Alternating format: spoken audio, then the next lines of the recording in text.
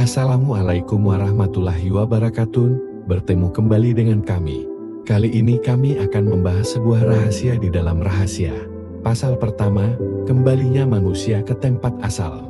Manusia terdiri dari dua bagian, yaitu jasmani dan ruhani. Jasmani adalah manusia pada umumnya. Sedangkan ruhani adalah manusia khusus, yaitu manusia yang merindukan tempat atau negeri asalnya, atau mendekatkan diri kepadanya al-qurbah. Kembalinya manusia jasmani ke tanah kelahirannya berarti ia kembali menapaki tangga-tangga surga. Itu dikarenakan ia mengamalkan ilmu syariat, tarekat dan makrifat, dan saat beramal salih, dia pun melakukannya tanpa riya dan sum'ah. Surga itu sendiri memiliki 3 tingkatan.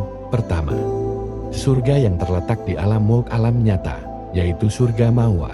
Kedua, surga di alam malakut, yaitu surga na'im. Ketiga, surga di alam jabarut, yaitu surga firdaus.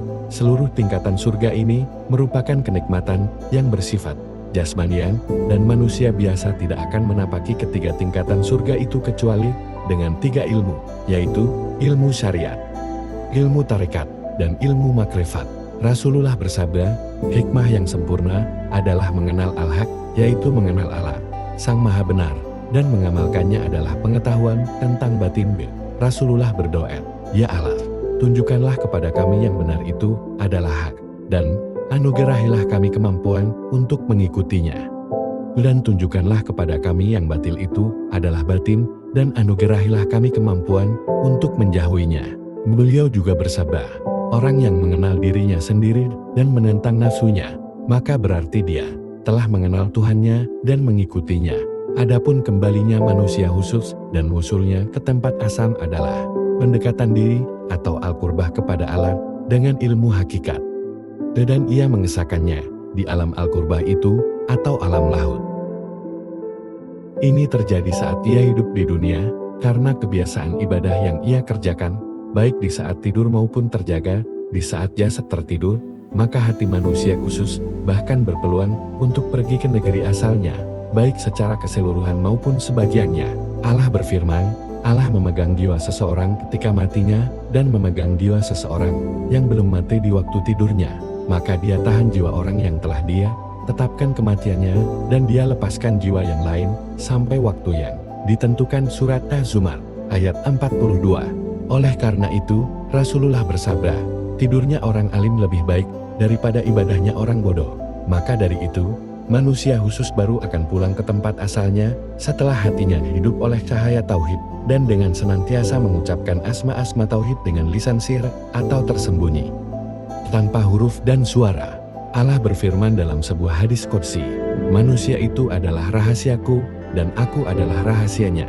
Allah juga berfirman dalam hadis qudsi lainnya, sesungguhnya ilmu batin adalah salah satu dari rahasiaku, aku meletakkannya di relung hati hambaku, dan tidak seorang pun yang mengetahuinya selainku. Hadis riwayat Ad-Dailami. Dalam hadits qudsi lainnya Allah berfirman, aku ini sesuai dengan sangkaan hambaku, aku bersamanya bila ia mengingatku atau berzikir dalam hatinya, dan aku mengingatnya dalam diriku bila ia mengingatku di tengah kumpulan orang. Maka aku akan mengingatnya di kumpulan yang lebih baik dari kumpulannya itu. Untuk mencapai tujuan itu hanya bisa dengan banyak bertafakur. Rasulullah telah mengisyaratkan hal ini melalui sabdanya, yaitu, tafakur sesaat lebih utama daripada ibadah setahun. Beliau juga bersabda, berfikir sesaat lebih baik daripada beribadah 70 tahun. Hadis riwayat Ibnu Hibban. Sabda beliau pula, bahwa tafakur sesaat lebih utama daripada ibadah 1000 tahun. Dari hadis-hadis yang telah disebutkan, kita tahu ada 3 pemahaman tentang nilai tafakur sesaat ini. Orang yang bertafakur mengenai suatu urusan, termasuk cabang-cabang yang lahir dari urusan itu, maka nilai tafakur sesaatnya itu lebih baik dari ibadah selama setahun. Dan orang-orang yang menafakuri makrifat tentang ibadah-ibadah wajib, maka nilai tafakurnya itu lebih utama dari ibadah selama 70 tahun. Dan bagi orang yang bertafakur sesaat tentang marifatullah mengenal Allah, nilai tafakurnya lebih utama daripada ibadah 1000 tahun. Tafakur seperti itulah yang disebut sebagai ilmu sejati atau al-irfan. Al-irfan ini adalah tauhid Dengan ilmu ini, seorang ahli makrifat mampu usul atau sampai kepada zat yang diketahui dan dicintainya. Dengan hasil ilmu itu pula, seorang arif bilah mampu terbang dengan rohaninya menuju alam al-qurba. Jadi, kalau seorang ahli ibadah, atau juga disebut al-abid itu, berjalan kaki menuju surga, maka seorang ahli makrifat akan terbang menuju alam al-qurba. Seorang sufi bersenandung, hati para arifin atau ahli makrifat memiliki banyak mata melihat apa yang tak terlihat oleh orang lain. Mereka memiliki sayap yang bisa terbang, meski tanpa bulu terbang menuju alam malakut, milik Tuhan semesta alam. Hal ini berterbangan di relung batin seorang ahli makrifat, dan itulah yang disebut insan hakiki. Ia adalah kekasih, mahram dan pengantin Allah. Sebagaimana dikatakan Abu Rasid al-Bustami, para wali Allah adalah pengantinnya. Mereka tidak dapat terlihat kecuali oleh mahram mereka. Mereka tercenung dalam hijab ketenangan di sisinya, dan tidak seorang pun yang dapat melihat mereka, baik di dunia maupun di akhirat selain Allah. Renungkanlah. Sekian, dan terima kasih, semoga bermanfaat.